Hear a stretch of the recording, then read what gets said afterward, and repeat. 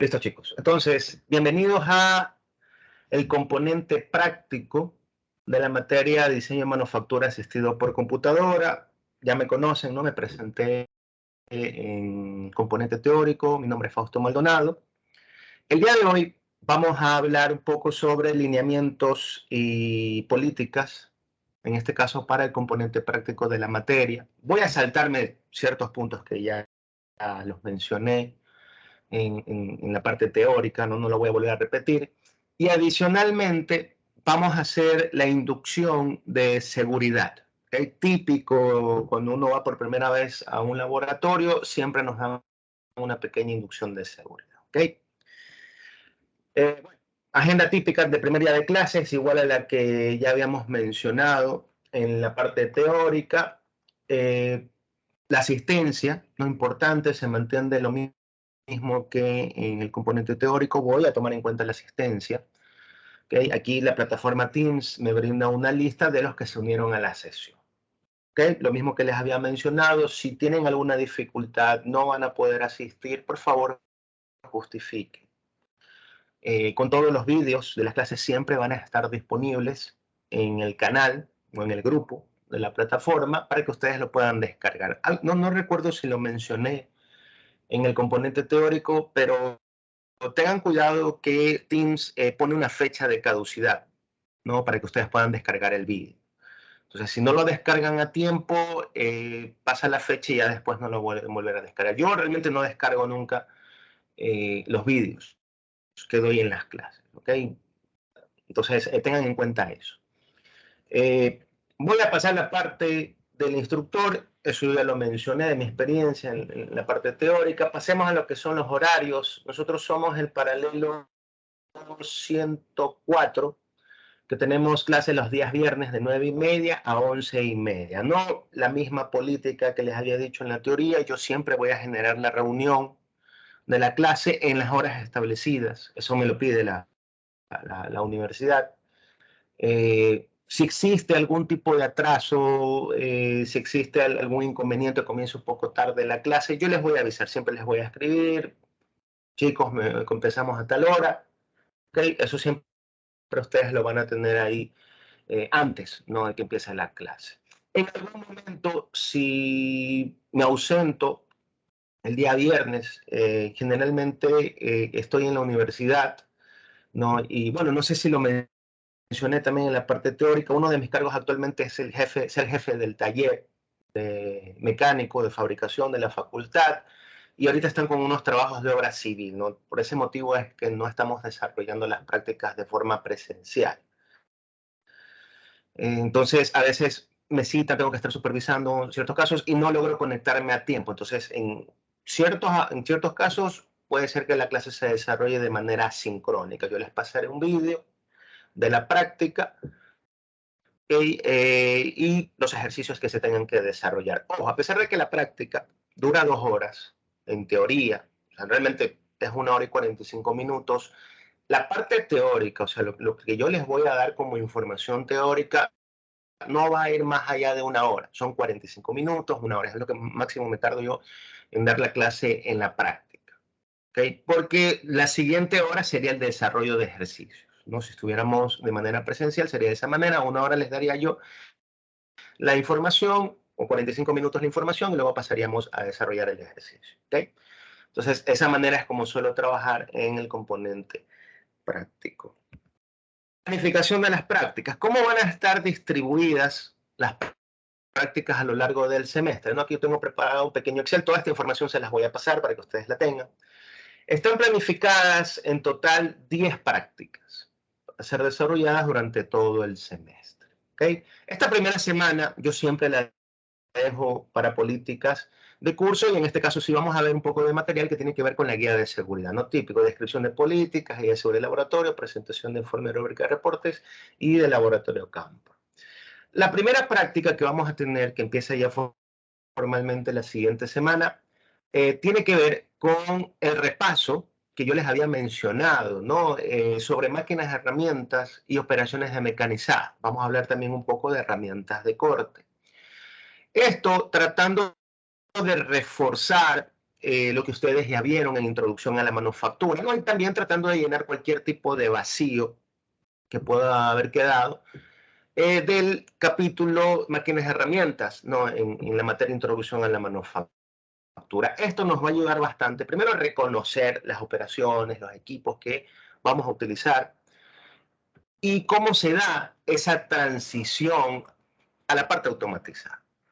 ¿Okay? No me gusta, y sí les mencioné en la teoría, ir directamente al equipo automatizado sin antes tener bien establecido de dónde nace eso, cuál fue la base, cómo funcionaban esas máquinas de manera manual, para luego entender cómo se produce esa automatización, ¿no? Y ese tipo de prácticas ustedes incluso la van a aplicar de manera profesional, ¿no? Ustedes, cuando les envíen a automatizar un equipo, primero tienen que observar y entender cómo funciona manualmente para luego proponer la automatización, ¿no? Entonces, eso es lo que voy a tratar de realizar aquí. Un repaso, reforzar bien la parte de máquinas de herramientas y luego veremos la transición a CNC o la tecnología con la cual se automatiza. Pasaremos luego a una práctica que tiene que ver con el modelo de corte ortogonal. Esto lo vamos a ver en la teoría. ¿Okay? Aquí en la práctica vamos a desarrollar un ejercicio de aplicación, algo que ustedes harían realmente en industria, en donde vamos a determinar las fuerzas cortantes, ¿okay? Utilizando las fórmulas del modelo de corte ortogonal y luego las compararemos con las fuerzas experimentales, ¿no? Ya tengo medido unas fuerzas experimentales para ciertos materiales. Ustedes harán el ejercicio de comparar la fuerza que yo obtengo con la fórmula con la fuerza experimental. Y me determinarán un porcentaje de error, ¿no? Y ya luego, en las conclusiones o análisis que realicen, ¿no? Van a analizar, vale la redundancia, lo que sería por qué se da ese porcentaje de error, ¿no? Ese tipo de cosas a ustedes les van a preguntar generalmente en industria. Quiero que me calcules esta fuerza, experimentalmente salió esto, ¿por qué se da ese error? ¿No? Esto sí vamos a tener igual una base en la teoría. Luego pasaremos al grupo de prácticas que tienen que ver con metrología. Tenemos una práctica para hablar sobre el calibrador vernier o pie de rey, también le llaman, una práctica para hablar sobre el micrómetro y una práctica para hablar sobre el reloj comparador, ¿no? Aquí vamos a identificar las partes del instrumento de medición, aprender su adecuado funcionamiento y aplicación. ¿Okay? Cada uno de estos instrumentos tiene cierta particularidad, tanto en diseño como en resolución de medidas que nosotros vamos a poder dar al momento de estar realizando la metrología de una pieza mecánica y practicar el procedimiento correcto para la medición de partes y piezas mecánicas. ¿Okay? Para eso, yo tengo preparado unos simuladores virtuales, perdón, unos simuladores online. No tienen que descargar nada, yo les pasaré el link para que ustedes puedan practicar, ¿no? Y les enviaré, en este caso de aquí, unos pequeños ejercicios con el instrumento en diferentes posiciones para que ustedes me determinen cuál es la medida que están marcando, ¿no? Eso es lo importante, ¿no? Y también les daré algunos otros tipos de recomendaciones en base a mi experiencia del uso de este tipo de instrumentos. Luego, tendremos una práctica inicial de lo que sería la parte de programación. Si recuerdan, parte del curso es aprender a programar las máquinas automatizadas. Entonces, aquí vamos a tener una primera práctica sobre programación ISO del torno CNC, donde vamos a desarrollar e interpretar códigos para distintas operaciones en el torno CNC. Okay, yo les voy a dar una pequeña introducción, o sea, yo les voy a enseñar a programar este tipo de maquinarias. Voy a dar una introducción de cómo se realiza la programación del torno CNC y desarrollaremos ejercicios. ¿No? Desarrollaremos ejercicios aquí conmigo de las piezas reales que a mí me han enviado como trabajos a realizar y luego realizaremos también una práctica de programación para la fresadora, ¿no? Lo mismo, estas dos prácticas van a ser programación manual. Todavía no vamos a utilizar el software. Aquí sí vamos a utilizar un pequeño programa, pero más que todo para simulación, ¿no? Que incluso ese programa ustedes lo van a ver en la industria. Para que ya estén un poquito familiarizados con eso. Yo les voy a indicar igual con tiempo, para que ustedes se descarguen un programa bastante sencillo, y no pesa mucho tampoco. No, esto yo quisiera desarrollarlo entre antes de una semana antes de la primera evaluación y luego de la primera evaluación. ¿Okay? Luego de eso ya pasamos a lo que serían las prácticas de uso de software, ¿no? Les había mencionado, vamos a utilizar el software Inventor, en donde vamos a descargar e instalar el componente CAM, ¿no? CAM por manufactura asistido por computadora. Esta interfaz o componente CAM del software nos va a permitir generar el código. Ya no lo vamos a escribir de manera manual, lo vamos a generar. Pero para eso necesitamos antes el modelo 3D. ¿No? De la misma manera, desarrollaremos ejercicios. Yo les pasaré unos modelos 3D que ya tengo preparados, lo mismo de trabajos que he tenido yo. De hecho, vamos a practicar también algunos modelos que están mal hechos. ¿Para qué? Para observar los errores típicos que les puede salir al momento de generar este tipo de códigos para fabricación, ¿no? Y también les daré algunos tips, ¿no? De cómo pueden ir resolviendo, porque muchas veces eso no está en los libros, sino que más uno lo adquiere por la experiencia de haber trabajado y haber realizado tantos programas, ¿no? Y ahí se encuentra con errores, por ejemplo, de modelado, errores en la generación del programa o errores dentro de el mismo código que hizo el software. El software no es perfecto, ojo con esto, el software no es perfecto, a veces el software genera un código que nos da una trayectoria extraña para fabricar la pieza mecánica. Ya ustedes se van a dar cuenta, y por eso es que yo enfatizo antes de eso la programación manual, para que ustedes el código que generó el software lo puedan corregir manualmente. ¿Okay? Luego tendremos lo que sería una semana, ¿no? Que yo siempre la dejo libre, ¿no? En esta semana para desarrollar cualquier ejercicio o incluso para responder cualquier pregunta del proyecto o también alguna recuperación de práctica, ¿no? En sí no tengo programa, o sea, no nos cae ningún feriado, entonces no deberíamos perder, aunque creo que sí había uno. Aquí, sí, aquí nos cae un feriado, ahorita recordé, había un viernes que no, el 12 de agosto. Ok, ya voy a ver cómo recuperamos esta de aquí, lo más probable es que se la recupere de manera sincrónica. Yo les paso un vídeo con unos ejercicios, o por último les envío unos ejercicios para que desarrollen, porque antes de eso sí ya hemos visto la parte de utilización del software. ¿Okay? Entonces, este es el cronograma tentativo, ¿okay? Para el desarrollo de las prácticas. Digo tentativo porque obviamente hay que ver cómo evoluciona y si existe algún inconveniente esto puede ir cambiando, ¿no? Pero en sí tenemos que desarrollar 10 prácticas para este semestre. Listo, chicos. Entonces, esto con la planificación de las prácticas. Pasemos al formato de reportes. Yo les voy a pasar este documento en Word, que es una plantilla realmente de un formato de reportes. Probablemente ustedes ya la tengan, ya la hayan utilizado para otros laboratorios, ¿no? Es la plantilla típica de la facultad. Aquí ustedes van a ir llenando las diferentes secciones de acuerdo a las prácticas que vayamos a desarrollar. Todas las prácticas van a tener reporte, no realmente. ¿Okay?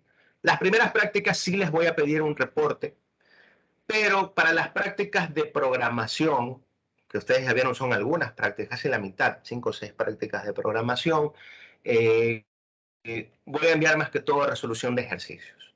¿Okay? Ahí no vamos a desarrollar reporte tal cual. ¿Okay? Pero para la práctica de modelo de corte ortogonal, las prácticas de metrología, ahí sí les voy a pedir que me desarrollen un reporte. No, lo que vamos a tener en este reporte, lo típico, un pequeño resumen, no que está especificado, de lo que se desarrolló en la práctica. Sí, ¿alguien quiere hacer una pregunta? Sí, profesor, para la parte de programación, como no entregamos reporte, ¿cómo se presenta entonces? Solo el ejercicio. Exactamente, tal cual, así de sencillo. Yo les envío un ejercicio, les puede pasar, por ejemplo, un plano de una pieza mecánica y les pido a ustedes que me desarrollen la programación a mano. Ustedes en un papel escriben, lo escanean, lo suben en PDF y lo suben al aula virtual en el link que yo les pase. Sí, algo bastante sencillo. Realmente mi interés es que aprendan a programar. ¿Okay? Aprendan a programar porque eso es lo que les va a servir realmente en industria. ¿Okay? Entonces, regresemos aquí. Estábamos en las secciones, no tenemos resumen, objetivos. Hay ciertas prácticas en las que yo ya establezco los objetivos. ¿Okay? Sin embargo, se pide que ustedes desarrollen, que ustedes me digan cuál es el objetivo que estamos cumpliendo al desarrollar la práctica. Imaginémonos, en la práctica de metrología, estamos hablando del calibrador Vernier, el objetivo sería conocer las partes, identificar cómo es el proceso de medición, cuáles son los tipos de calibradores. No, ustedes se van a dar cuenta qué objetivos son los que estamos cumpliendo al desarrollo de la práctica y eso es lo que van a colocar aquí. Luego tendremos los fundamentos teóricos, que no es otra cosa que la recopilación bibliográfica, también bastante sencillo. Yo les pasaré, pueden utilizar incluso la misma información de las diapositivas que les paso. Hay veces que no les paso las diapositivas o no hay información bibliográfica y se les va a tocar investigar un poquito en internet. Eso sí, traten de que sea de fuentes confiables. ¿Okay? Luego tenemos la parte de instrumentos, materiales y equipos utilizados, ¿no? La pregunta típica aquí es si estamos de manera virtual, ¿qué coloco? Coloquen los simuladores, no hay ningún problema. Si ustedes estamos en las prácticas de metrología o estamos en la práctica de modelo corto ortogonal y vamos a utilizar algún tipo de software o simulador, lo pueden colocar aquí. Se utilizó el simulador tal y colocan la página, no hay ningún problema en ese sentido. En un procedimiento experimental, tal cual, van a colocar cada uno de los pasos que se siguió. Por ejemplo, si fue el uso de un simulador, rápidamente cuáles fueron los pasos básicos que se emplearon en el simulador. Yo sugiero que utilicen este mismo formato, que es una especie de tabla en el cual colocan cada uno de los pasos y colocan una pequeña descripción, ¿no?, del procedimiento.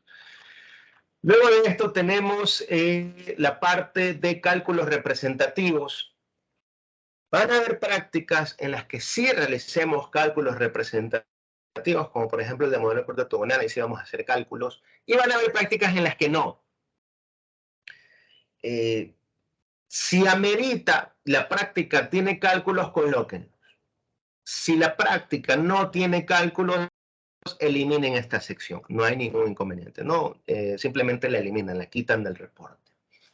En resultados, se deberán colocar imágenes mostrando los resultados, una breve descripción de estos, ¿no? Aquí pueden colocar imágenes, por ejemplo, si estamos en un simulador, pueden colocar también una tabla, igual aquí, principales resultados, y ahí van describiendo cuáles son los resultados.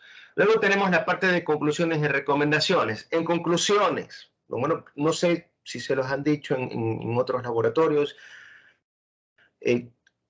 siempre deben concluir respecto a dos secciones que ustedes ya describieron antes en el informe. Tienen que concluir primero con respecto a los objetivos. Si cumplieron o no se cumplieron con los objetivos que plantearon inicialmente. Y luego de concluir con los objetivos, ahora sí, concluyo con respecto a los resultados, ¿no? Yo les había mencionado que vamos a hacer una práctica en la que vamos a analizar un porcentaje de error. Si el porcentaje de error sale muy alto, ¿qué concluyo en base a eso? ¿Me sirve el proceso? ¿No me sirve el proceso? ¿Okay?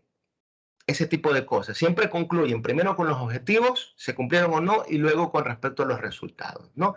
Ahí pueden concluir también en otros aspectos, pero eso es lo principal que se busca siempre, ¿no? Y algo que yo les recomendaría siempre que van a concluir sobre algún tipo de trabajo. Luego tenemos la parte de recomendaciones, ¿no? Típica de los informes. Colocarán recomendaciones en base al desarrollo de la práctica que se pueden mejorar, ¿no? Y sí me gustaría escuchar también, leer también recomendaciones con respecto a qué tan fácil se desarrolla la práctica de manera virtual. ¿Okay? También quisiera ver recomendaciones en cuanto a eso. Y de la parte de referencias bibliográficas, que estará ligada a lo que sería la sección de información bibliográfica, y anexos, ¿no? Lo mismo que en el punto 6, si la práctica amerita que ustedes coloquen anexos, los colocan. Si no, simplemente eliminan esta sección, no hay ningún problema. Nos quedamos hasta referencias bibliográficas. Entonces, este sería el formato típico que vamos a utilizar para lo que sería el desarrollo de los reportes. Como les indiqué, yo les voy a pasar este documento en Word para que ustedes lo tengan en plantilla y simplemente lo vayan llenando de acuerdo a la práctica en la que les solicite el informe. Yo creería que de las 10, por lo menos 4 prácticas sí les voy a pedir reportes tal cual. ¿Okay? En otras van a ser netamente desarrollo de ejercicios o un resumen, alguna investigación, ¿no?, que les quiera enviar. Listo. Entonces, eso con el formato de reportes. Pasemos a la estrategia de desarrollo para las clases, ¿no? Esto ya lo había mencionado en el componente teórico. Seguimos de manera virtual. Vamos a utilizar las plataformas, nuestra plataforma principal, Microsoft Teams, por donde siempre vamos a desarrollar las clases. Tenemos también la plataforma Zoom, que la suelo utilizar generalmente si quiero recuperar una práctica de varios cursos. No quiero reunir a todos los cursos en una sola sesión. No sé si la empleé realmente este semestre. Creo que no. En tal caso yo les avisaría. Y luego tenemos el aula virtual, que como ya había mencionado, lo utilizo para administrar el curso. Voy a subir las diapositivas, las guías de las prácticas y los links o los anuncios para que ustedes puedan subir sus reportes. Siempre por el aula virtual. Clases sincrónicas y asincrónicas. Las clases siempre se van a desarrollar de manera sincrónica, a menos que se produzca algo, yo me ausente, o se produzca una recuperación, que les había mencionado. Creo que si vamos a tener una recuperación, se desarrollarán de manera sincrónica. Yo siempre les voy a pasar un vídeo de algún curso durante la semana en donde ya se haya visto la práctica. Software y simuladores virtuales. Estos sí los vamos a utilizar bastante aquí en el componente práctico. Por ahora, les puedo confirmar el software Inventor.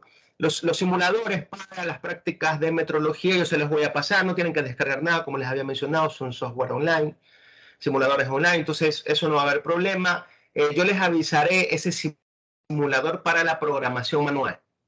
¿Okay? Les avisaré con tiempo para que ustedes los puedan descargar, ¿no? Y tener para la clase. Algunas normas de etiqueta, cortesía, compromisos, ya habíamos hablado de la parte de puntualidad, ¿no? Yo suelo esperar 10 minutos, ¿no? Generalmente inicio la clase 9:35 y ahí les digo que esperamos unos 2 minutos para que puedan ingresar sus compañeros, ¿no? Y no se pierdan, ¿no? La clase. Comparta su opinión sin reservas.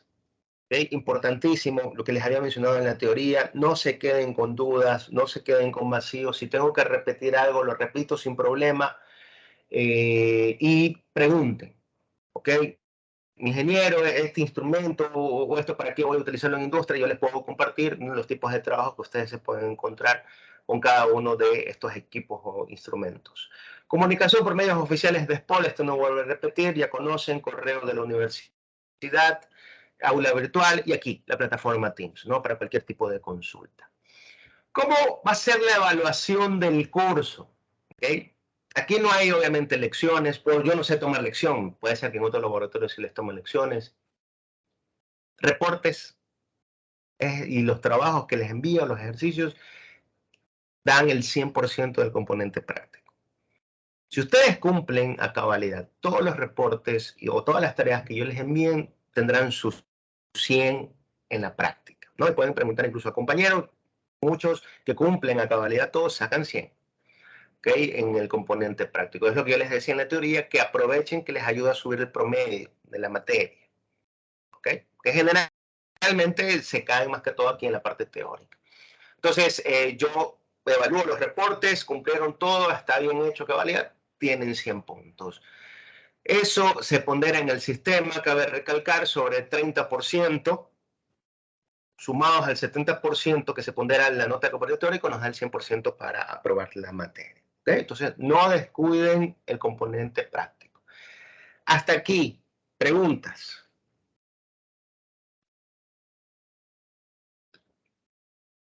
¿Dudas? Listo, chicos. Verán que de aquí yo ya no vuelvo a mencionar nada sobre políticas de curso, ¿no? En la siguiente clase pasamos directamente a materia. Entonces, ahora sí, ¿no? Como les había mencionado, vamos a hablar sobre normas de seguridad dentro del laboratorio, ¿no? Una pequeña inducción y también les voy a dejar una pequeña tarea, va a ser firmar un documento, básicamente, ¿no? Sobre seguridad en el laboratorio, ¿no? Para esto, aquí me han facilitado la guía de seguridad en el laboratorio Campro, ¿no? Que es uno de los laboratorios de fabricación que tenemos en nuestra facultad. Listo. No, Campro es denominado así por Campo Avanzado de Mecanización y Prototipos.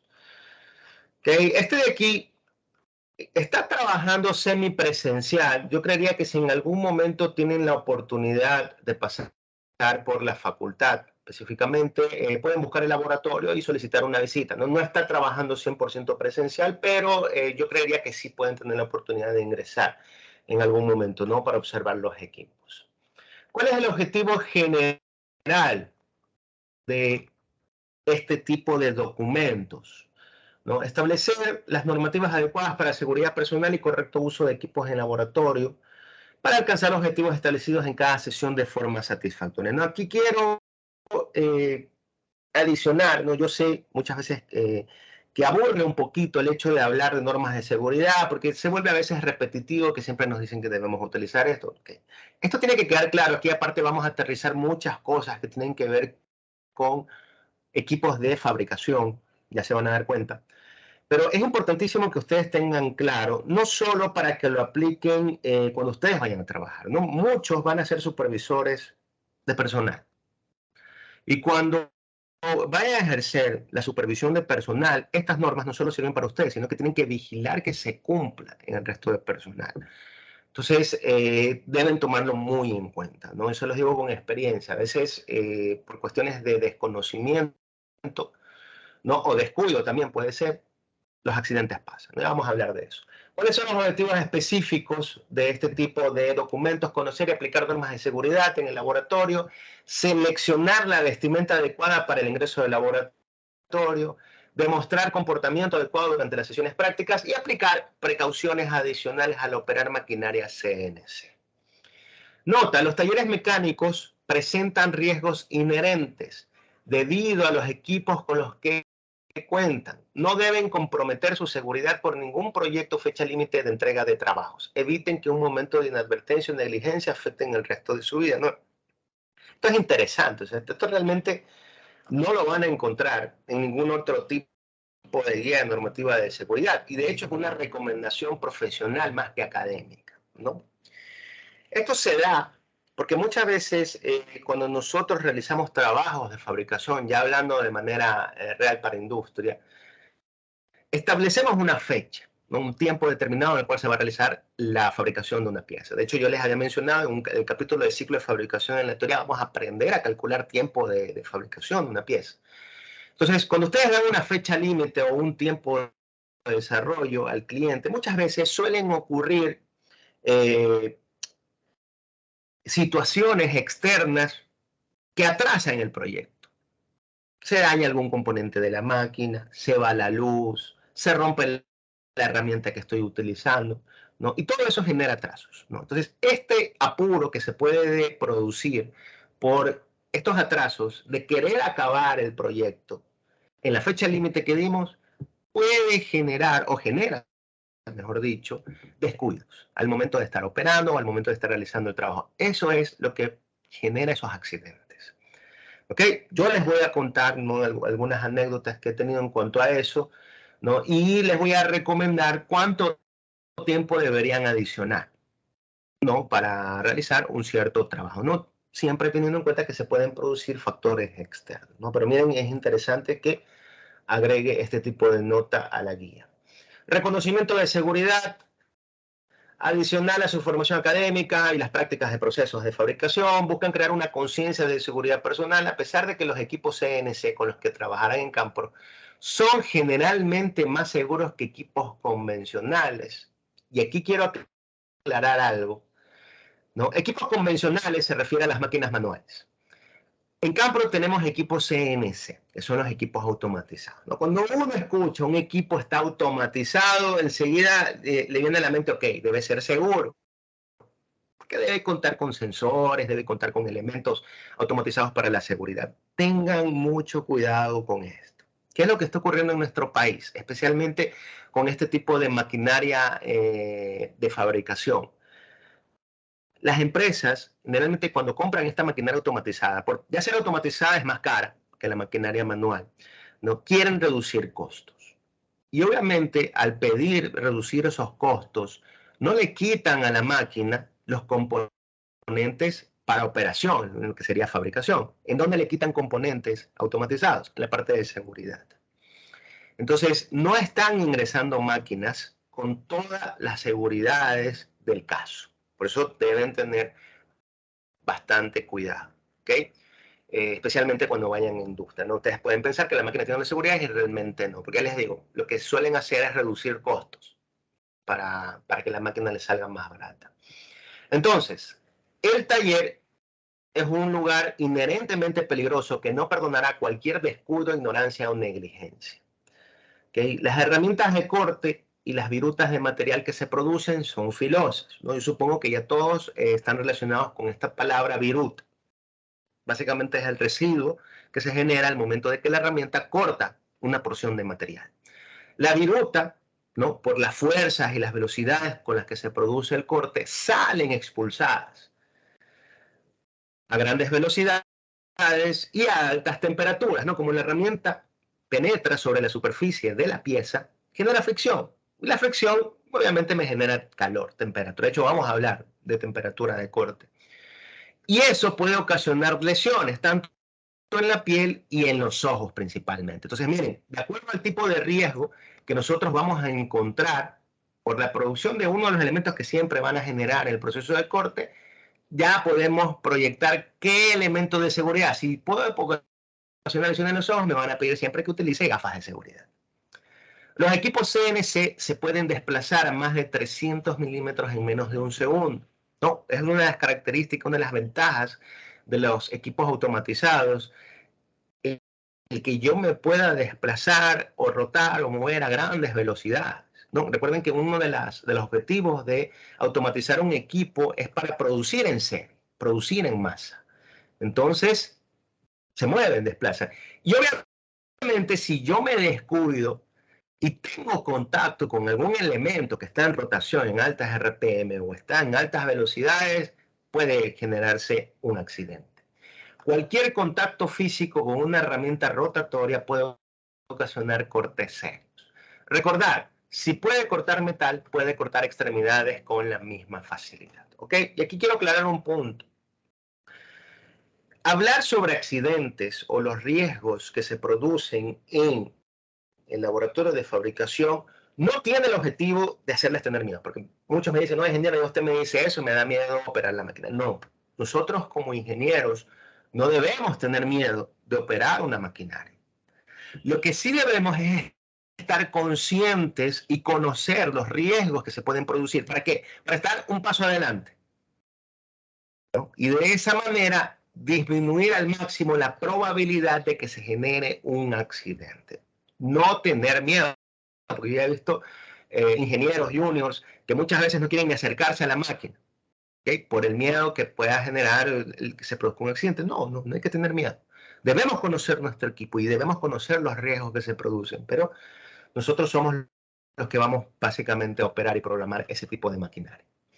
Algunas normas de conducta personal y comportamiento, realmente aquí la guía tiene muchas normas, ¿no? Yo voy a pasarlas rápidamente, en las que yo quiera destacar les hablaré un poquito más. Es importante seguir estrictamente las normas de conducta personal dentro del laboratorio, esto mantendrá seguro a ustedes y a sus compañeros, promoviendo un ambiente profesional y de buena convivencia. Entre las recomendaciones generales se pueden nombrar: obligatorio utilizar equipos de protección personal en los lugares que lo requieran. ¿Okay? Bueno, esto les puedo mencionar que existen muchos equipos de protección personal. Tienen que ir acorde al tipo de trabajo que van a realizar. ¿Okay? No porque exista casco, gafas, mascarilla, guantes, siempre tengo que utilizarlos. Algunos de ellos sí, siempre se van a utilizar. Ya habíamos mencionado las gafas. En el taller siempre se va a producir viruta, entonces ese es un elemento que siempre voy a utilizar. Pero, por ejemplo, un casco. Dependiendo si existe o no el riesgo de caída de algún elemento pesado, lo utilizo o no. Se ve feo, y esto sí les puedo compartir, cuando un ingeniero no utiliza elementos de seguridad acorde a la actividad que va a realizar. Ya me pasó una vez con un técnico que le envié a hacer un proceso de taladrado. Creo que todos conocemos lo que es un proceso de taladrado y se pone el casco para taladrar. O sea, no hay sentido no utilizar un casco en ese proceso porque no hay un peligro real de que algo caiga en la cabeza. Lo que sí hay peligro es de que la viruta que se pueda producir, es decir, el taladrado, sale expulsado hacia el cuerpo o hacia los ojos. Entonces hay que utilizar gafas, algunos utilizan incluso una mascarilla plástica para la cara, ¿no? Y el mandil. Eso es lo que nos va a proteger principalmente en ese tipo de... Eso se refiere con que tiene que ir acorde al tipo de riesgos al cual nos vamos a enfrentar. Saber dónde están sus manos todo momento, ser conscientes de sus movimientos y siempre ver a dónde van sus manos. Recuerden que este tipo de maquinaria tiene elementos que rotan, tienen elementos que se mueven o desplazan de manera lineal a grandes velocidades. Entonces, siempre estar conscientes de dónde nosotros vamos a colocar o vamos a extender nuestras manos o brazos. Que generalmente estas máquinas vienen con puertas o guardas de seguridad. Hay máquinas que no. Luego, ustedes en industria van a ver de todo. Reconocer qué pasaría si sus manos o sus pies resbalan mientras están trabajando y verificar si corren el riesgo de golpearse con el filo de una herramienta o viruta. No están permitidas las bromas o juegos dentro del laboratorio, esto es de lógica. No interrumpir a sus compañeros mientras trabajan en los equipos. No tomar herramientas sin la debida autorización. Mantener el orden y limpieza. Al terminar sus operaciones, dejar el equipo y la zona de trabajo libre de viruta, aceites y restos de material. Esto es uno de los errores que siempre se cometen, dejar sucio el lugar de trabajo. Tengan en cuenta que la máquina que van a utilizar ustedes, luego va a venir otra persona u otro operador a utilizarlo. Y si ustedes dejan un elemento, algún residuo, alguna viruta, que al momento de que el operador encienda la máquina pueda salir expulsado, también genera un accidente. ¿Okay? Por eso siempre se busca o se pide la limpieza, ¿no? Y de hecho, dentro de las prácticas laborales, ustedes si tienen un tiempo, un rango de 8 horas de trabajo, deberían trabajar dentro del laboratorio de fabricación 7 horas y media o 7 horas. Y el resto de tiempo dedicarse a la limpieza, ¿no? Esto yo les menciono porque a veces en industria no se cumple. Y si ustedes están a cargo, por ejemplo, de organizar el tiempo de sus trabajadores, traten de que se cumpla así, ¿no? Dar un tiempo para lo que es la limpieza. Porque si no esperan a trabajar las 8 horas y por salir rápido y irse a la casa, dejan sucio su puesto de trabajo. Devolver las herramientas al lugar de donde fueron tomadas. Se prohíbe el ingreso a las instalaciones de laboratorio, en estado de embriaguez o bajo el efecto de drogas o sustancias estupefacientes. No, esto nunca ha pasado, no creo que pase en la universidad nunca. Se debe mantener libre el acceso de las vías de circulación establecidas para la evacuación en caso de emergencia. No, una de las prácticas que siempre se deben hacer es ingresan a un nuevo sector, a una nueva zona, un nuevo laboratorio, reconozcan dónde está la salida de seguridad, cuáles son los caminos, los puntos de encuentro. Ya vamos a hablar también de eso más adelante. Se prohíbe fumar dentro de las instalaciones de trabajo y no se debe obstaculizar el acceso a medios de extinción de incendio. Como normas de vestimenta, el uso adecuado del equipo de protección personal evita lesiones físicas permanentes o temporales. Es su responsabilidad portar la vestimenta adecuada para realizar sus prácticas. Seguir las siguientes normas de vestimenta de laboratorio. Usar gafas de protección durante toda su estancia en el laboratorio, no solamente cuando estén trabajando en los equipos. Miren cuál es la primera, usar gafas. ¿Okay? Una de las cosas que yo he visto que cometen a veces los técnicos errores es que solo se ponen las gafas de seguridad cuando van a trabajar en la máquina. Recuerden que en la zona, en el área de fabricación del taller, hay muchas máquinas que trabajan y cuando la viruta que se produce sale expulsado, no podemos adivinar hacia dónde va a ser expulsado, ¿no? Y dependiendo de las fuerzas y la velocidad con la que se esté trabajando en la máquina, salen con mayor velocidad o mayor fuerza. Entonces, incluso pueden ir en una zona alrededor de la máquina, por lo cual puede afectar incluso así no estén en el equipo. Por eso dice aquí, durante toda su estancia en el laboratorio, no solamente cuando estén trabajando en los equipos. A mí me ha pasado ya este tipo de accidentes. Se han metido limallas de metal a los ojos y es, primero, doloroso y segundo, peligroso sacar esas limallas de metal de los ojos. Entonces tengan mucho cuidado con esta recomendación de aquí. No usar sandalias o zapatos abiertos. Se prefieren zapatos cerrados, ¿no? Lo típico cuando vamos a una industria es que nos pidan botas puntas de acero.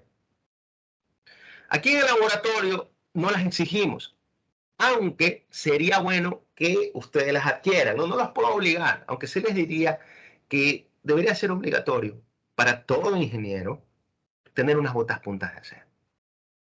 Que no son ni siquiera muy caras. Unos zapatos deportivos les cuestan más que unas botas puntas de acero que van a ser útiles de trabajo para ustedes. ¿Okay? Incluso así trabajen de manera independiente, porque a mí siempre me llaman para empresas y tengo que ir hacer algún tipo de visita, algún tipo de inspección y me piden este tipo de implementos. ¿Ok? Sobre todo cuando vayan a manipular, como nos dice aquí, elementos pesados. ¿Ok? Una curiosidad que yo les puedo decir, no sé si se los habrán comentado en otros laboratorios, es que las botas solamente tienen la placa de acero en las puntas de los pies, ¿no? Eso se da por la forma en cómo se produce este tipo de accidentes. Generalmente cuando se cae un elemento pesado, la primera reacción humana es hacernos un paso para atrás. Esa es la reacción humana que nosotros vamos a tener. Pero al momento que damos un paso para atrás, los dedos de nuestros pies tienen una alta probabilidad de quedar en la zona de impacto del elemento. Por ese motivo, el diseño de estas botas es que en la punta de las mismas se coloca una placa de acero, porque no para toda la bota recubierta con placas de acero. Luego tenemos utilizar mandil de trabajo, no usar camisas o mandiles de manga larga, ¿no? Primero tenemos que utilizar mandil. Como protección, no muchos dicen protección. A nuestra ropa sí puede ser puede tener un poco el ámbito de presentación, pero nos va a proteger en este caso de las virutas que yo les había mencionado. Muchas veces salen expulsadas a velocidad y con altas temperaturas. Entonces no va a dejar que tengan contacto directo con nuestra piel. Lo que sí se pide siempre es que sean de manga corta, o sea, no utilizar de manga larga. ¿Por qué? Recuerden que tenemos elementos que van a estar en movimiento y que van a estar rotando. Entonces va a ser muy fácil que si tenemos en nuestra ropa alguna sección, ¿no?, que esté colgando, quede atrapada y básicamente nos absorba hacia la máquina. ¿Okay? En YouTube ustedes podrán encontrar muchos vídeos de esos tipos de accidentes. No está trabajando en el torno, está trabajando en la fresadora, está trabajando, muchas veces los técnicos trabajan con buzos y no se arrimangan, ¿no?, en lo que sería los brazos del buzo. Y cuando me ingresan la mano a hacer algún tipo de operación, se queda atrapado. Y ahí ustedes observan cómo absorbe básicamente a la persona la máquina y se producen los accidentes. No les muestro esos vídeos porque después me dicen que les pongo cosas feas. Ya que esta se puede agarrarse de las partes de las máquinas o herramientas de corte en movimiento. No usar anillos ni relojes al operar los equipos. Ningún tipo de accesorios, ni anillos, ni cadenas, ni pulseras. ¿Okay? Recuerden que nosotros trabajamos con nuestras manos. Y muchas veces con las manos colocamos una herramienta, con las manos colocamos la pieza de trabajo, calibramos algo, ¿no? Y si tenemos algún accesorio que también pueda quedarse atrapado en las máquinas, genera el accidente. ¿Okay? A veces los técnicos me dicen, no, ingeniero, no me voy a quitar el anillo que después mi esposa me pega. ¿No? Ustedes van a escuchar algunos tipos de excusas. ¿Okay? Tengan cuidado con esto, porque es una de las cosas en que más se despistan dentro del taller y es lo que genera los accidentes. El cabello largo debe estar debidamente agarrado para evitar ser atrapado por el uso de las herramientas. Para las señoritas y los caballeros que utilicen el cabello largo, siempre recogérselos cuando vayan a trabajar con este tipo de máquinas, y no solamente las de fabricación, cualquier tipo de máquina que tenga elementos en movimiento, ¿no? Una también de las reacciones humanas al momento de observar algún proceso es que nosotros nos inclinamos. Nos inclinamos hacia dónde se está realizando ese proceso. Cuando nos inclinamos, si tenemos el cabello largo, este va a sobresalir por los laterales de nuestra cara. ¿Y va a caer dónde? En el área de trabajo. ¿No? Y al igual que los mandiles de manga larga o los accesorios, va a quedar agarrado y ya se imaginarán ustedes el tipo de accidente que se produce. Entonces, tener muy en cuenta estas recomendaciones, no solo para ustedes. Algunos van a ser supervisores de personal y van a tener que controlar todo este tipo de aspectos. Pasemos a las normas generales de seguridad. Nunca usar un equipo si no han sido entrenados por personal calificado. No alterar las guardas o botoneras de seguridad de los equipos. Y aquí hay otra que se complementa con esta de aquí. A ver, ¿dónde está? Aquí está. Saber dónde está el botón de emergencia del equipo y practicar su uso antes de necesitarlo. Miren, no alterar las guardas o botones de los equipos y practicar su uso antes de necesitarlo. Este fue un accidente, bueno, no fue tan grave, pero me pasó a mí. Yo estaba dando una capacitación a una empresa de uso del torno. Cuando enciendo la máquina, la herramienta no estaba bien sujeta y se aflojó. Entonces, mi primera reacción, obviamente, es apretar el botón de emergencia para parar el equipo. Aprieto el botón de emergencia y no sirve, no funcionó. La máquina seguía girando y no seguía funcionando. No, volví a apretar el botón de emergencia y tampoco, no sirvió. Entonces, el torno en la parte inferior tiene un freno de pie. Okay, no sé si los habrán enseñado, en el repaso de máquinas y herramientas se lo voy a mostrar. Tiene un freno de pie, entonces rápidamente accionó el freno de pie y la máquina se para. Entonces llamo al operador de la máquina, al que está siempre las 8 horas de trabajo en la máquina, y le pregunto, ¿por qué no sirve el botón de emergencia? No, ingeniero, lo que pasa es que hace unos meses un compañero golpeó la botonera, que generalmente son de plástico, y se dañó el sistema mecánico. Entonces la conexión del botón de emergencia la pusimos aquí al otro lado de la máquina. No alterar las guardas o botoneras de seguridad en los equipos. Fue un error de ellos el alterar las guardas. Y luego fue un error mío por no probar las botoneras antes de encender el equipo, o por lo menos no preguntar. Y esta es una recomendación profesional que les puedo dar. Siempre que vayan a ingresar a una nueva máquina, a un nuevo equipo, llamen al operador o al técnico que ha estado ahí 10, 20 años de su vida trabajando en esa máquina y pregunten cuáles son las mañas, cuáles son las modificaciones o cuáles son esas alteraciones que le han hecho al equipo, porque obviamente no somos adivinos y no sabemos cómo funciona o cuáles son las mañas que tiene. Y es bueno siempre informarse. Ingeniero, se le hizo esta modificación, estas botoneras no sirven, siempre. ¿Ok? Deben entender mucho que, porque miren, un momento de descuido pudo haber generado un accidente grave. Por suerte no pasó nada grave. Tener el hábito de limpiar el área de trabajo, restos de metal pueden causar cortes severos, además dañar el acabado de las piezas. Tener cautela al manipular herramientas de corte, nunca tomar las herramientas por los filos cortantes. La herramienta siempre va a tener su sección que va a ser de filos cortantes y otra sección que va a ser el mango de la herramienta, básicamente por donde se sujeta la máquina. ¿Ok? Siempre sujetarla del mango. Yo he visto accidentes típicos que ocurren, que el operador está jugando con la herramienta y haciendo malabares con la herramienta, se tropieza y se cae. Como tenía en la mano la herramienta agarrada desde los filos cortantes, ya se imaginarán ustedes el tipo de accidente que se produce. No encender o mover un equipo hasta asegurarse que el área de trabajo esté despejada. Que esta es una práctica común de los técnicos. Siempre es un peligro al inicio, al momento de encender el equipo. ¿Por qué? Porque como yo ya enciendo el equipo y se ponen los elementos a rotar o a moverse, desplazarse linealmente, hay un peligro de que si no está bien sujeta la herramienta o la pieza de trabajo, se aflojen y salgan expulsados. Entonces siempre el inicio, el momento de encender, es un punto crítico. Por eso lo que hacen es generalmente ver que el área alrededor de la máquina esté despejada. Encienden la máquina, observan que todo está bien estable, todo está bien sujeto, ahora sí pueden acercarse a observar. No es una acción típica que suelen hacer para evitar o agrandar lo que sería un accidente. Entonces, a ver, no realizar un trabajo hasta encontrarse seguros de que la herramienta de corte y la pieza de trabajo están debidamente ajustadas para soportar las fuerzas de corte durante el trabajo. Este accidente también me pasó a mí. No en una máquina convencional, me pasó en una máquina CNC, en una automatizada. ¿Okay? Una de las características de estas máquinas CNC es que la sujeción de la herramienta la realiza por un sistema de grapa que ejerce la fuerza con aire comprimido, ¿no? En inglés le llaman clamp. Air clamp le dicen en inglés.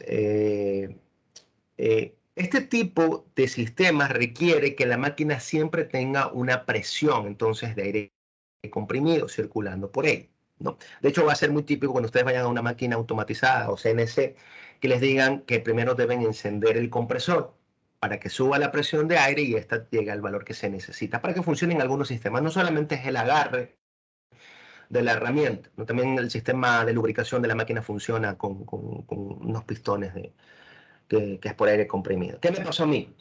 Yo era estudiante como ustedes y estaba practicando en una máquina CNC.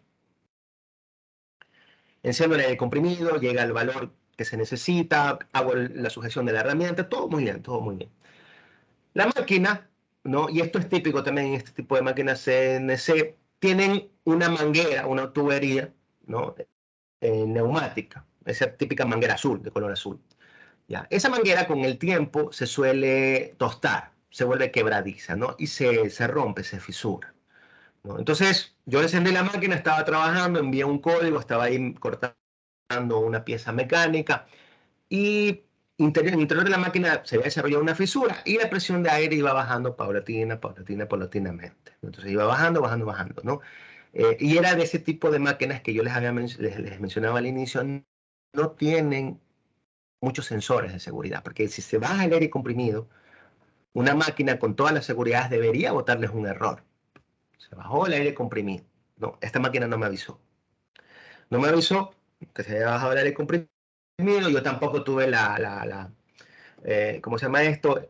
La perspicacia de ir a revisar si estaba bien la presión de aire, hasta que llegó un punto en que bajó tanto que obviamente la fuerza que ejercía esa grapa, ese clamp, con el aire no fue suficiente frente a las fuerzas de corte, de contacto de la herramienta con la pieza, y la herramienta se afloja. Por las velocidades con las que estaba, la herramienta sale expulsada como una bala. Por suerte salió hacia un lado de mi cara.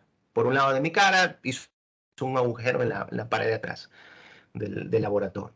¿Okay? Pero miren, ¿okay? Yo les cuento esta experiencia para que ustedes tomen todas las precauciones del caso. ¿Okay? La máquina debió darme un aviso de emergencia, no lo hizo. ¿Okay? Por suerte el accidente no pasó a mayores, pero miren cómo a veces momentos de descuido pueden generar este tipo de accidentes. Estar atentos al ejecutar un trabajo, especialmente al inicio de un programa y después de cada cambio de herramienta. Ya vamos a ver, el inicio del programa es lo que yo le decía al inicio de cuando yo voy a encender la máquina. Entonces todo se pone en movimiento y ahí observamos si todo está bien sujeto.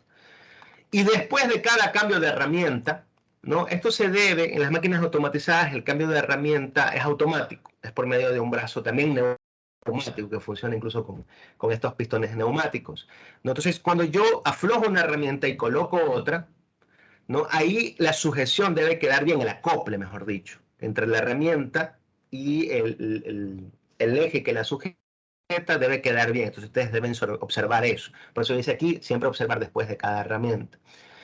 Saber dónde está el botón de emergencia del equipo y practicar su uso antes de necesitarlo, esto ya lo había mencionado. Operar los equipos con supervisión del técnico docente o un auxiliar. Nunca manipular el panel de control del equipo mientras otra persona está dentro de las cubiertas del equipo. Esto ya es de lógica. Obviamente si está un compañero colocando una herramienta, colocando un material, una pieza de trabajo, ustedes no van a encender la máquina. ¿Okay? Aquí yo puedo agregar, ¿no?, que tengan mucho cuidado también. A veces las máquinas no están bien diseñadas y específicamente no está bien diseñado el lugar donde se encuentra el panel de control. Yo ya he trabajado en algunos equipos que el panel de control está ubicado en la parte baja de la máquina. ¿Qué ocurre? Ustedes se acercan al equipo y pueden tocar alguna botonera, ¿no?, con sus piernas, con sus rodillas. Y si están en ese momento manipulando algo, ustedes mismos se producen el accidente. También tener en cuenta eso. A veces es el mismo diseño del equipo que no ayuda a mantener la seguridad. Utilizar una brocha para limpiar virutas. Nunca use su mano o un paño. Este también es otro accidente típico. No me ha pasado a mí, ¿okay?, pero sí lo he visto, ¿no? Cuando nosotros vamos a producir un proceso de corte, existen materiales que son maleables. Ya vamos a hablar de eso en la teoría. Y esos materiales maleables me producen una viruta que no se desprende o no se quiebra tan fácilmente. Empieza a salir como que fuera un fideo. Empieza a salir, No, ya en la teoría les voy a mostrar vídeos, por ejemplo, cuando mecanizamos aluminio. El aluminio es un material bastante maleable, entonces empieza a salir la viruta de manera continua. Esa viruta, cuando empieza a salir de manera continua, se enrieda, empieza a enredarse, se enreda en la pieza, se enreda en la herramienta, ¿no? Y a primera vista pareciera que es un material suave, que nosotros lo podemos agarrar con nuestras manos y jalarlo, ¿no? Eso le pasó a un operador. Ingresa a su mano y quiere arrancar la viruta con su mano. Es aluminio, material más duro que nuestra piel. Se le enrieda el aluminio en la mano, él logra zafarse, pero se corta el dedo. ¿Okay? Literalmente se desmembró un dedo.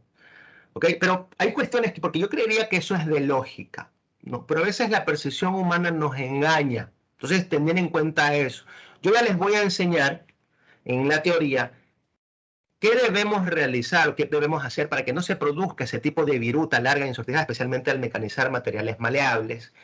Y si se produce, ¿qué maña podemos realizar en la máquina? ¿No? Porque eso realmente es una maña que se suele realizar en el equipo para poder sacar ese tipo de virutas. ¿Okay? No utilizar aire comprimido para limpiar virutas. ¿Okay? También es una acción típica dentro del taller. Les dicen vamos a limpiar las máquinas y ustedes observan que cogen una pistola, ¿no? Que está conectado al sistema de aire comprimido y empiezan a sopletear, le dicen el equipo. Sopletean el equipo y tengan cuidado al acercarse a zonas que están llenas de viruta, porque la fuerza con la que sale el aire comprimido golpea la viruta y las hace que salgan expulsadas. Entonces eso también produce el mismo peligro que estábamos al inicio al cortar, que la viruta sale expulsada y puede producir algún daño en los ojos. Limpiar inmediatamente cualquier derrame de líquidos para evitar riesgo de resbalamientos. Levantar cargas con sus piernas, no con la espalda. Pedir ayuda al manipular cargas pesadas. Nunca dejar un equipo desatendido mientras trabaja. ¿No? El hecho de que sea una máquina automatizada y que, entre comillas, trabaje sola, no significa que la vamos a dejar desatendida. ¿Okay? La máquina va a generar movimientos y va a utilizar velocidades que nosotros programemos. Sin embargo, la máquina aún no piensa, la máquina aún no razona. Bueno, les digo aún porque obviamente se está desarrollando inteligencia artificial y todo esto, pero para mí faltan muchos años antes de que se implementen los equipos. ¿Qué significa eso? Por ejemplo, yo le digo a la máquina que haga un movimiento circular, que haga con la herramienta y me corte un círculo. ¿Qué ocurre si a la mitad del círculo la herramienta se rompe, la herramienta se quiebra? La máquina no va a decir, la herramienta se rompió, voy a parar. No, la máquina sigue trabajando. Nosotros, como operadores, siempre vamos a estar supervisando y al observar que la herramienta se rompe, paramos el código, hacemos el cambio de herramienta y continuamos con el código. Ya, ese tipo de reacciones todavía la máquina no lo hace. Entonces, siempre deben estar bajo supervisión. ¿La máquina trabaja sola? Sí, pero siempre debe estar ahí cuidando. Por eso nos dice aquí que nunca debemos dejar las máquinas desatendidas. Evitar el contacto con el refrigerante. ¿Okay? Esto tiene que ver más que todo con el desarrollo de alergias, ¿no? Y la siguiente también tiene que ver con esto, tratar de cubrir cortes inmediatamente. Recuerden que si se producen algún tipo de corte, que es muy típico dentro del taller que se produzca, así sea un corte pequeño, no deja de ser un ambiente sucio, ¿no? Lleno de bacterias, ¿no? que podrían generar que un corte pequeño se vuelva una infección grave. Entonces, siempre limpiarse inmediatamente, cubrirse, ¿no? Y dependiendo de lo que les diga el encargado del laboratorio, si pueden seguir trabajando, siguen trabajando, si no ya dejan lo que están haciendo, ¿no? Esto es típico que pase dentro del taller.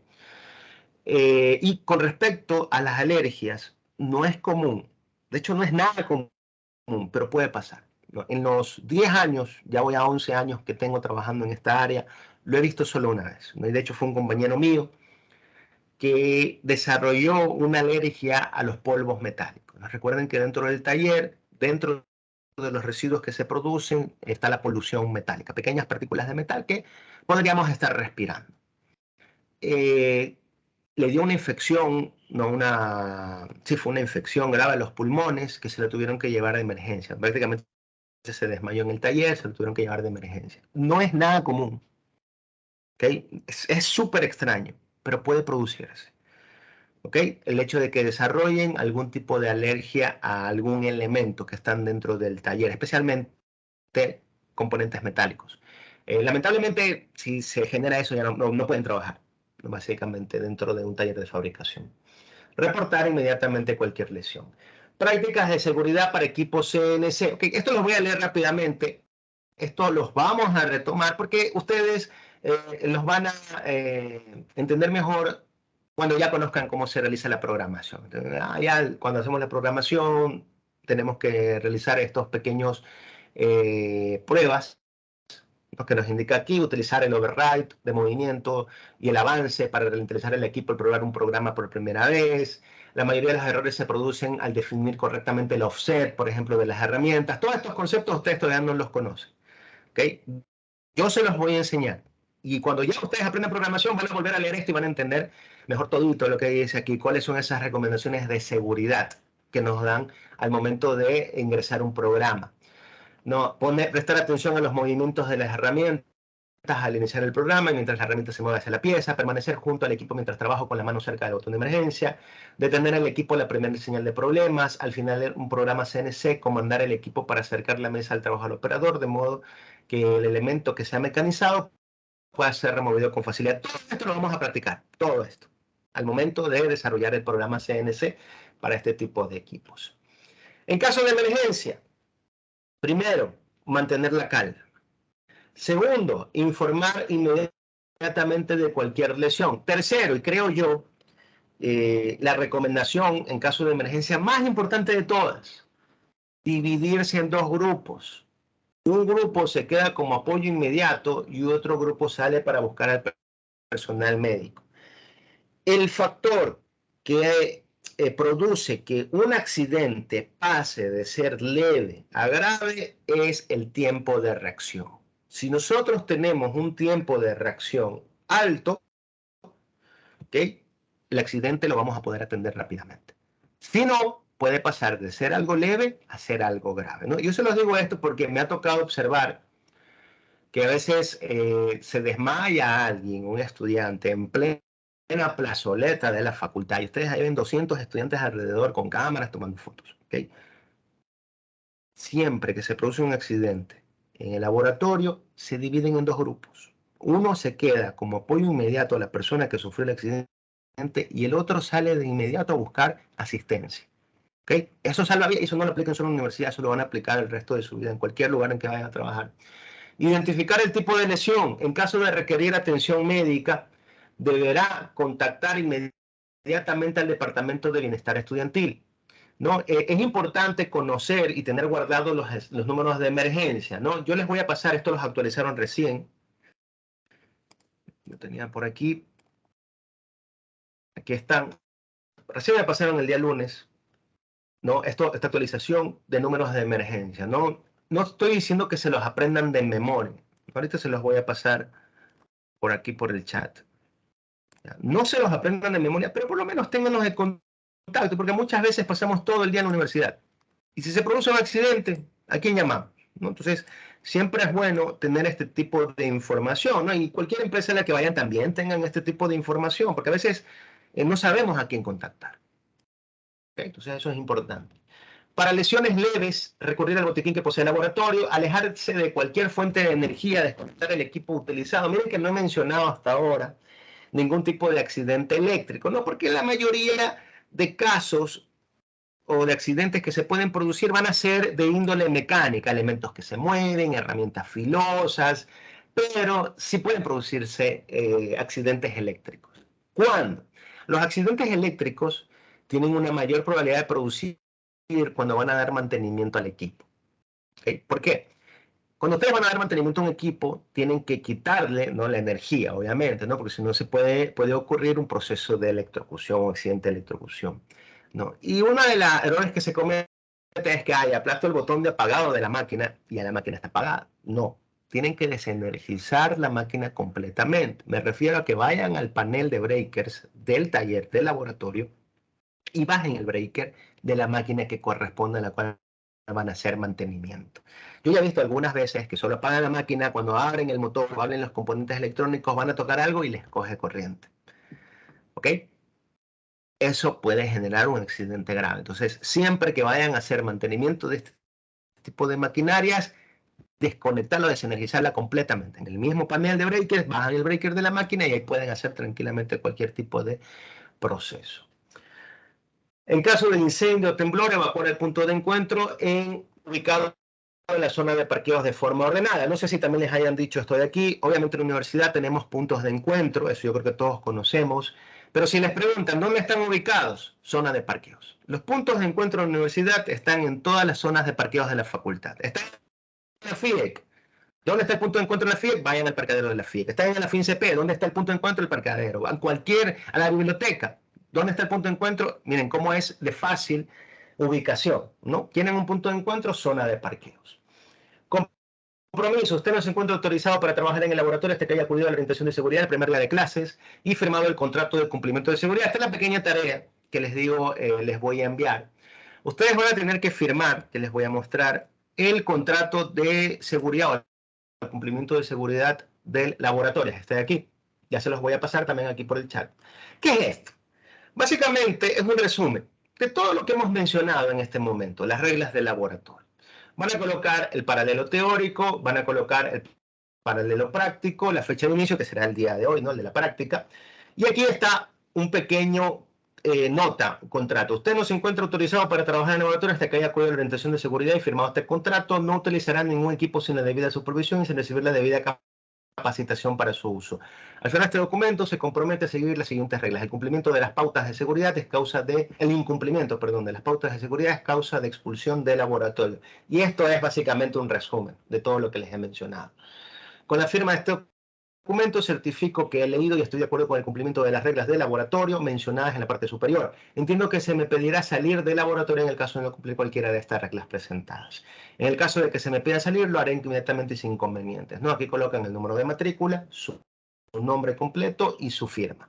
Esto de aquí, ustedes lo van a imprimir, lo llenan a mano, lo escanean y lo van a subir en PDF al link que ya les voy a colocar en el aula virtual, ¿no? Este sería el primer informe, digámoslo de manera técnica, ¿no? Primer informe, primer tarea. Muy sencillo. Van a firmar este contrato de cumplimiento. De hecho, ya se los voy a pasar en este momento. Sí. Una consulta. O sea, no sé si soy yo, pero ¿qué, vamos a ir al laboratorio alguna vez en este semestre? No, no. En este semestre no. El siguiente semestre puede ser que ya sí creo que se va a poder ingresar, pero yo les había dicho que al final, en el proyecto, sí quiero que utilicen los equipos. Ahí sí voy a utilizar, yo voy, hacemos una pequeña inducción y de ahí utilizamos el equipo para fabricar una pieza. Entonces sí necesito que firmen ese documento. A ver, esperemos un ratito. ¿Dónde está? Descargas.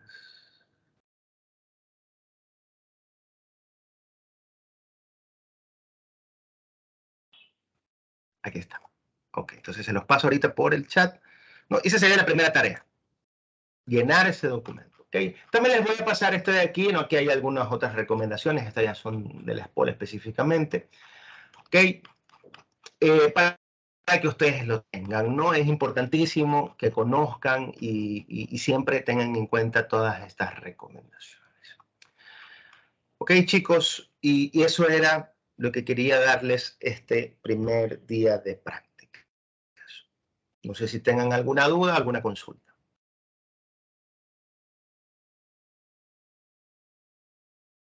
Ninguna. Ok, listo. Entonces, les agradezco por su asistencia, por su atención. Nos vemos la siguiente clase práctica. Gracias, profesor. Pasen bien, chicos, ¿no?